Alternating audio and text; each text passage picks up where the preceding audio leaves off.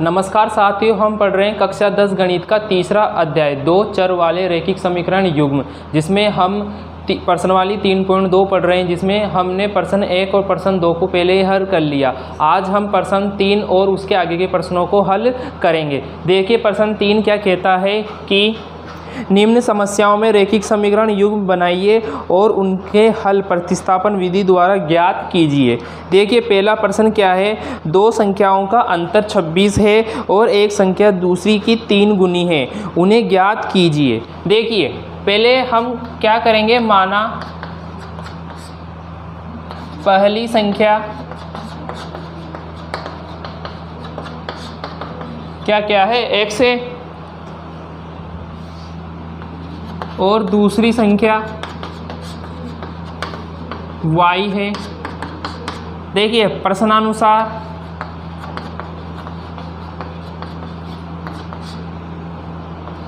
x minus Y बराबर 26, दो संख्याओं का अंतर क्या है 26, और यहाँ पर क्या है कि संख्या x y से बड़ी है, और आगे हमें क्या कहा गया है कि एक संख्या दूसरी संख्या की 3 गुनी है। देखिए एक संख्या दूसरी संख्या की क्या है, 3 गुनी है। ठीक, इसे दे दीजिए आप समीकरण 1 और इसे दे दीजिए समीकरण 2। अब देखिए समीकरण 2 से x का मान समीकरण 1 में रखने पर देखिए x माइनस वाई और समीकरण 1 हम x बराबर 3 रखेंगे, यानी 3y माइनस वाई बराबर 26। अब देखिए 3y में से एक y घटाएंगे तो हमें क्या प्राप्त होगा, 2y बराबर 26, और यहाँ से y का मान निकल के आएगा अपने पास 13। जब आप 26 में 2 का भाग देंगे तो 13 प्राप्त होगा। अब देखिए y का मान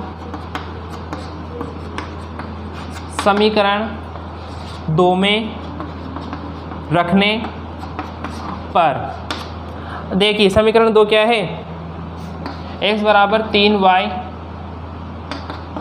x बराबर 3 गुणा 13, यानी कि x बराबर क्या आएगा अपने पास 39। अतः हम लिख देंगे कि पहली संख्या क्या है 39 और दूसरी संख्या क्या है, दूसरी संख्या 13। देखिए जब आप 39 में 13 घटाएंगे तो आपको कितना प्राप्त होगा, 26, यानी कि हम अपने जो दो संख्याएं प्राप्त की वो दोनों संख्याएं क्या है, प्रश्न अनुसार सही है। अब देखिए दूसरा प्रश्न, देखिए दूसरा प्रश्न क्या है, दो संपूरक कोणों में बड़ा कोण छोटे कोण से 18 डिग्री अधिक है, उन्हें ज्ञात कीजिए। देखिए माना पहला कोण x, दूसरा कोण y। देखिए समपूरक कोण, जिन दो कोणों का योग 180 डिग्री होता है वे कोण एक दूसरे क्या होते हैं, समपूरक कोण। देखिए x प्लस वाई बराबर 180 डिग्री, समीकरण 1। अब देखिए प्रश्न में आगे क्या कहा गया है कि दो संपूरक कोणों में बड़ा कोण छोटे कोण से 18 डिग्री अधिक है। देखिए प्रश्नानुसार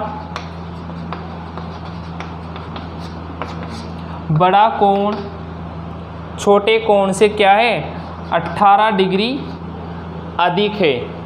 अब देखिए इसे दे दीजिए समीकरण 2, यानी कि x का मान समीकरण 1 में रखने पर, यहाँ से देखिए x का मान समीकरण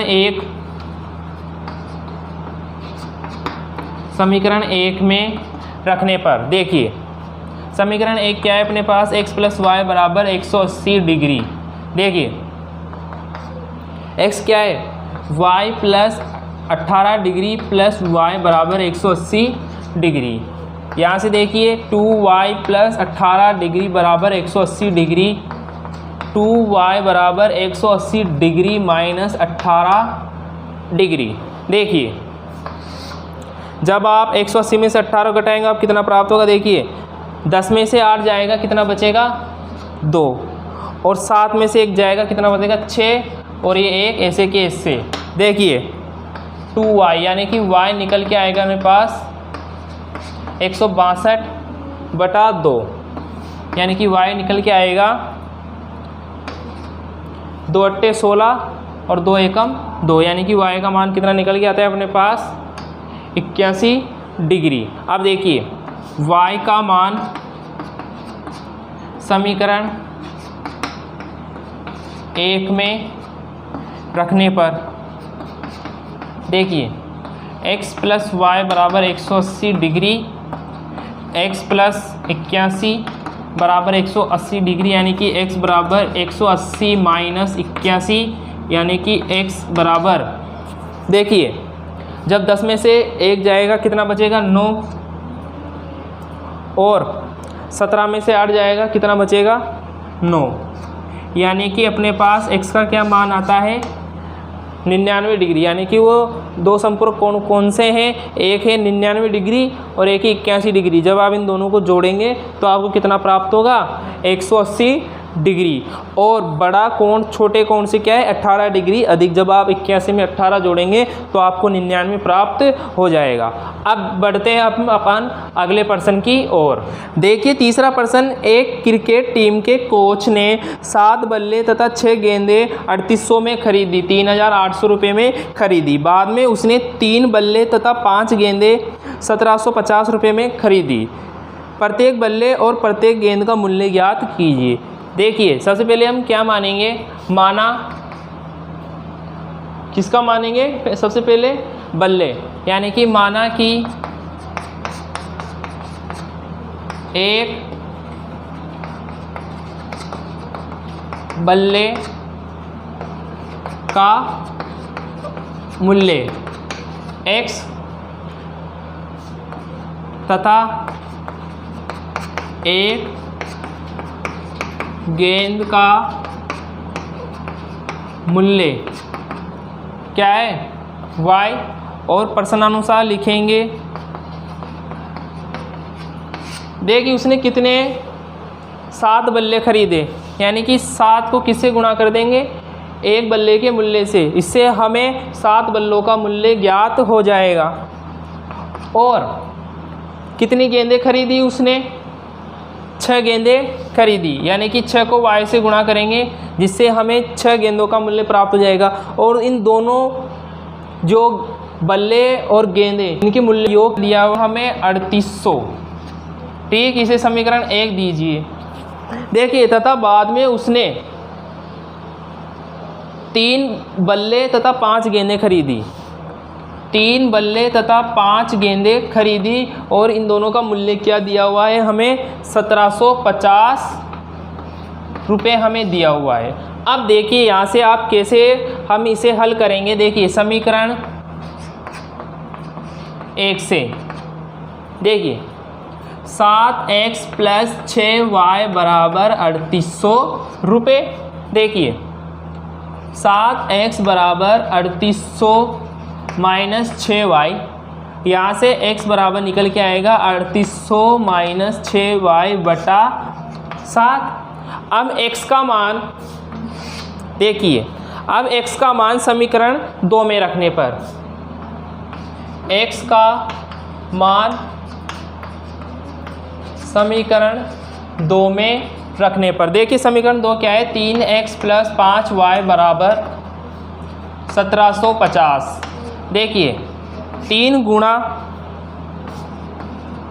3800 माइनस 6y बटा 7 प्लस 5y बराबर 1750। देखिए अब आपको गुणा करना है 3800 को 3 से। देखिए 38 को 3 से गुणा करेंगे अपन लोग। देखिए 8 तिया 24 की 4 लगी 2 हासिल, 3 तिया 9, 9 में 2 जोड़ेंगे 11, क्या प्राप्त होगा हमें 14 प्राप्त होगा, और 2 जीरो ऐसे के ऐसे। माइनस देखिए 6 को 3 से गुणा करेंगे 18y बटा 7।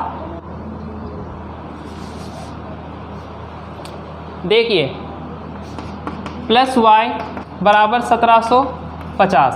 अब यहाँ पर क्या करेंगे, हम लसे लेंगे। लसे कितना आएगा, 7 आएगा। देखिए 11,400 ऐसे कैसे, क्यों, ये आप जानते हैं। हम 7 में 7 का भाग देंगे, 1 प्राप्त होगा, और 1 को इससे गुणा करने पर हमें 11,400 ही प्राप्त होगा। यानी कि 18y भी, क्योंकि ये दोनों क्या है, इसके ऊपर है, तो दोनों ऐसे कैसे आएंगे। अब देखिए 7 को 5 से गुणा करेंगे, कितना आएगा, 35y बराबर कितना आएगा, 1750। अब हम 7 को 1750 से गुणा कर देंगे। देखिए कैसे, 11,400 माइनस 18y प्लस 35y बराबर, देखिए 1750 को आप 7 से गुणा कीजिए, ये 1750 है, इसको गुणा कीजिए आप 7 से। देखिए 0, 7 पंजे 35, 35 की 5 लगी 3 हासिल, 7 तो 7 49, 49 में 3 जोड़ेंगे 52, 52 की 2 लगी 5 हासिल, और 7 को 1 से गुणा करेंगे 7, 7 में 5 जोड़ेंगे 12। कितना प्राप्त होता है हमें, 12,250। 12,250 हमें प्राप्त होता है। यहाँ से देखिए अब आगे, देखिए 35 में से 18 जाएंगे तो हमें 17 प्राप्त होगा, यानी कि 11,400 प्लस 17y बराबर 12,250। अब देखिए 17y बराबर 12,250 माइनस 11,400, यानी कि 17y बराबर, देखिए 0 में 0 गया 0, 5 में 0 गया 5, और देखिए 12 में 4 गया 8, 1 में से गया 0, 1 में से गया 0, कितना प्राप्त हुआ हमें, यानी कि 12,250 में से जब हम 11,400 घटाएंगे तो हमें क्या प्राप्त होगा, 850। देखिए यहाँ से y बराबर हमें प्राप्त होगा, देखो 850 में हम 17 का भाग देंगे तो हमें कितना प्राप्त होगा, 50 प्राप्त होगा। यानी कि y का मान कितना निकल के आता है, 50 रुपये। और y क्या था अपना, एक गेंद का मूल्य, यानी कि एक गेंद उसे कितने रुपए में पड़ रही है, 50 रुपये में। अब देखिए, अब हम y का मान इस समीकरण 3 में रख देंगे। देखिए कैसे,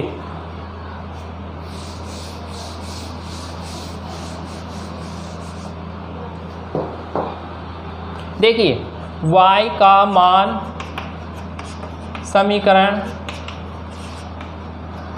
3 में, देखिए x बराबर 3800 माइनस 6y बटा कितना है, 7। देखिए x बराबर, देखिए 3800 माइनस 6 गुणा 50 बटा 7, यानी कि x बराबर 3800 माइनस, देखिए 6 को 5 से गुणा कीजिए, कितना प्राप्त होगा, 30, और 0 के ऐसे, यानी कि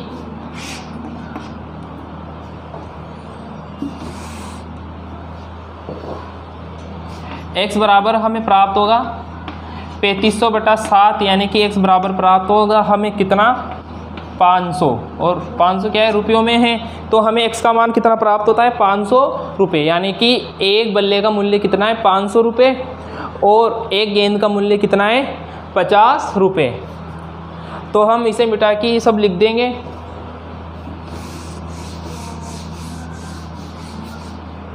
क्या कि एक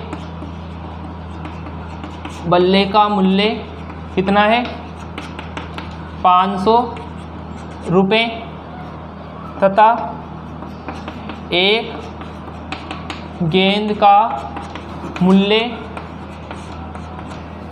50 रुपये। देखिए जब आप 500 को 7 से गुणा करेंगे और उसमें क्या जोड़ेंगे, 6 को 50 से गुणा करने के बाद इन दोनों को जोड़ेंगे तो आपको 3800 ही प्राप्त होगा। इसी के साथ अपना प्रश्न 3 यही ख़त्म होता है। अब हम बढ़ते हैं प्रश्न 4 की ओर। देखिए चौथा प्रश्न देखिए, एक नगर में टैक्सी के भाड़े में एक नियत भाड़े के अतिरिक्त चली गई दूरी पर भाड़ा सम्मिलित किया जाता है। देखिए 10 किलोमीटर दूरी के लिए भाड़ा 5 रुपये है तथा 15 किलोमीटर के लिए भाड़ा 155 रुपए हैं। नियत भाड़ा व तथा प्रति किलोमीटर भाड़ा क्या है? एक व्यक्ति को 25 किलोमीटर यात्रा करने के लिए कितना भाड़ा देना पड़ेगा? देखिए, सबसे पहले तो हम अचर राशियां मानेंगे। देखिए,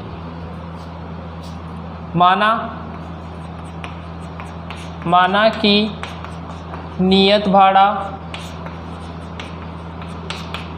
x तथा प्रति किलोमीटर भाड़ा y।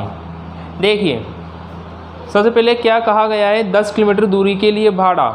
देखिए, प्रश्नानुसार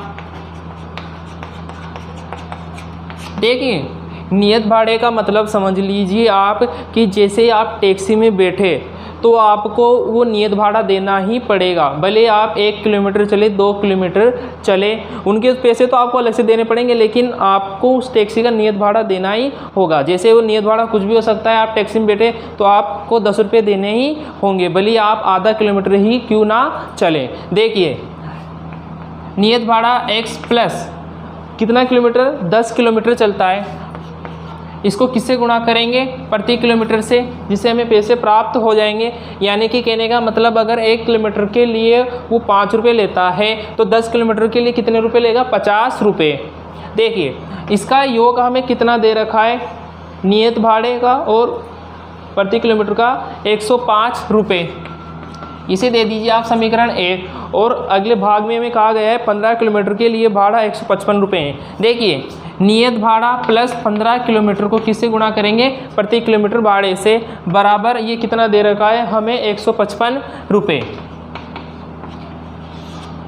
देखिए, अब समीकरण 1 से देखिए, x प्लस 10y बराबर 105, यानी कि x बराबर कितना हो जाएगा? 105 माइनस 10y। इसे दे दीजिए आप समीकरण 3। देखिए, x का मान समीकरण 1 में रखने पर, समीकरण 2 में रखने पर, देखिए समीकरण 2 क्या है अपने पास? x प्लस 15y बराबर 155। x क्या है? 105 plus minus 10y plus 15y बराबर 155। अब देखिए, 15 में से 10 जाएंगे तो 5 बचेंगे। 105 प्लस 5y बराबर 155। 5y बराबर 155 155 माइनस 105, यानी कि 5y बराबर, देखिए 5 में 5 गया 0, 5 में 0 गया 5 और 1 में से गया 0। देखिए, y बराबर 50/5, यानी कि 10 रुपये। अब y का मान समीकरण 3 में देखिए, x बराबर 105 माइनस 10 को गुणा करेंगे 10 से, क्योंकि y का मान कितना है? 10। देखिए, x बराबर कितना निकल के आएगा? 105 माइनस 100, यानी कि x बराबर 5 रुपये। अतः हम लिख देंगे, अतः नियत भाड़ा बराबर 5 रुपये प्रति किलोमीटर भाड़ा कितना है? 10 रुपये। और हमें अंत में एक प्रश्न पूछा गया था कि 25 किलोमीटर चलने के लिए आपको कितना भाड़ा देना पड़ेगा। देखिए, नियत भाड़ा कितना आया अपने पास? 5 रुपये। कितने किलोमीटर चलना है उसे? 25 किलोमीटर। 1 किलोमीटर के लिए कितना देना पड़ता है? 10 रुपये। इसको गुणा करेंगे 10 से, यानी कि देखिए 5 प्लस 250 बराबर 255 रुपये, यानी कि उसे 25 किलोमीटर चलने के लिए 255 रुपये देने पड़ेंगे। आशा है आपको नियत भाड़ा समझ में आ गया होगा। इसी के साथ हम इस वीडियो को यही विराम देते हैं। बाकी के 2 प्रश्न हम अगले वीडियो में हल करेंगे। तब तक के लिए आपका बहुत बहुत धन्यवाद।